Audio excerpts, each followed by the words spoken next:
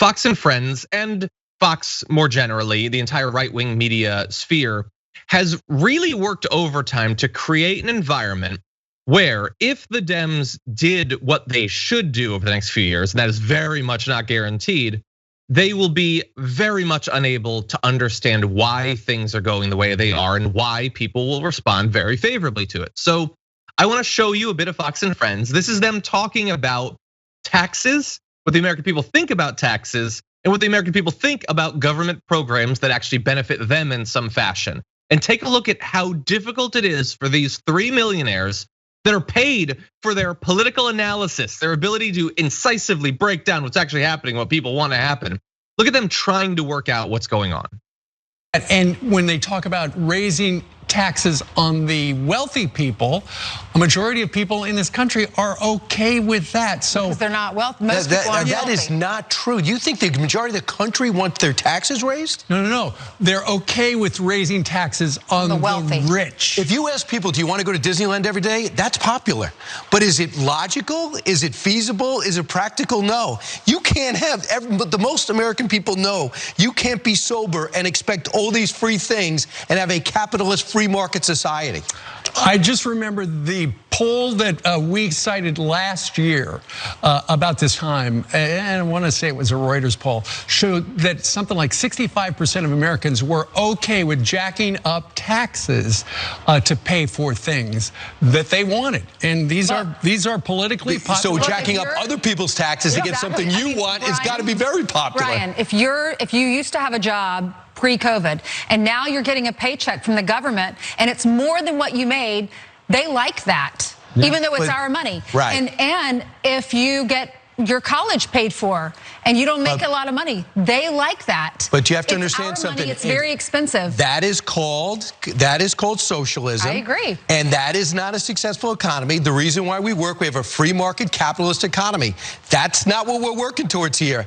Sooner or later, someone's gonna have to work for a living, earn that money, and be willing to give up 7 of every $10 that they earn.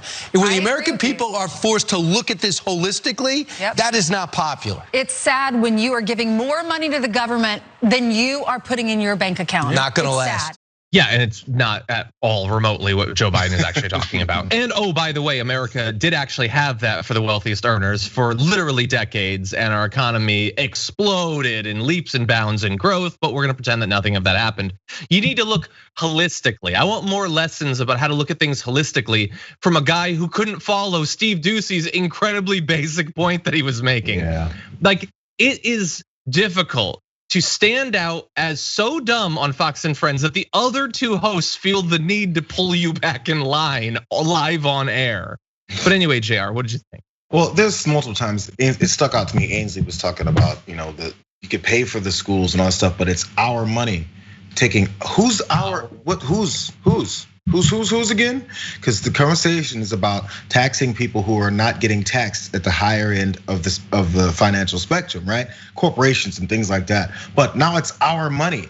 There is this. We talk about unity. We keep talking about conservatives, keep talking about unity in this Biden administration. There's this division in the country, and they keep spreading it further and further. Every time you talk about my money, our money, it's feeling for you and that and you. This assumption that half, or not even half, these top 1% of the country is paying, and everyone else in the country is just tax free.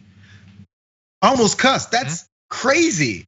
That is just not the case. So every time that these regular Americans have their taxes do go up, and then we keep handing our money over to the richest folks in the country and then say it's gonna help the economy because we're gonna help you as long as you give us all your money first. That conversation is never had. They just don't wanna have that conversation. Instead, hey, anybody who's not a multimillionaire and a billionaire, the problem is you're just sucking off the teat of America. It's a continuously downgrading and slamming rhetoric that goes to normal people. Like, they hate Americans, they really hate. She was really upset from the thought of contributing to society the way that people she hates contribute to society. If you get more money in your bank account than you're putting in that way, when is that happening? That little $1,200 or $600 here and there, trust, people are paying way more than that back to the government. If they don't, they're getting hunted down by the IRS, they're getting jailed, they're getting fined. All that stuff happens to people, we know that. They don't have the time and money to actually look into rich people or corporations that are doing worse things. Yeah. You know, I would be mostly okay with the fact that that's as influential and watched as it is if they just admitted what they were.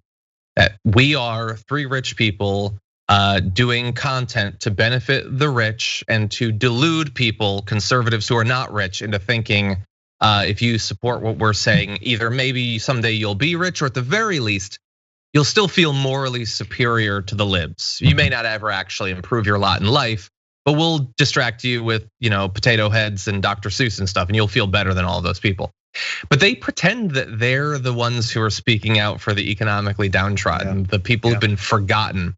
We just had back-to-back videos of her mocking the idea that people should get help in paying for college, that they could get scholarships or charity or whatever.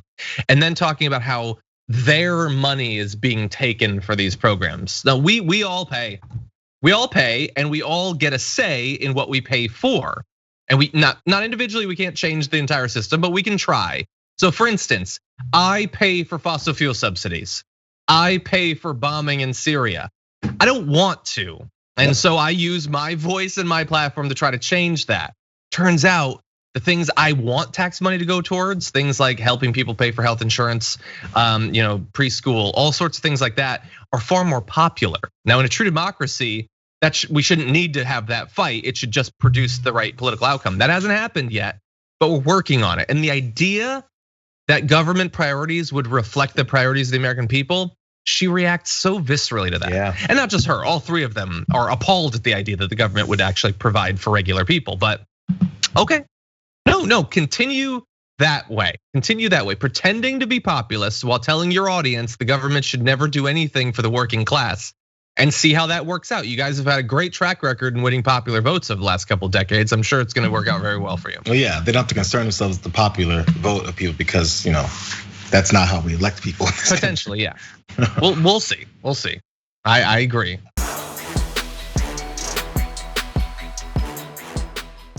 For more political news breakdowns, interviews, stories of activism, and me trying my hardest to care about the occasional big celebrity news story, subscribe to our YouTube channel at youtube.com/thedamagereport. And you can ring the bell wherever it is so you don't miss anything.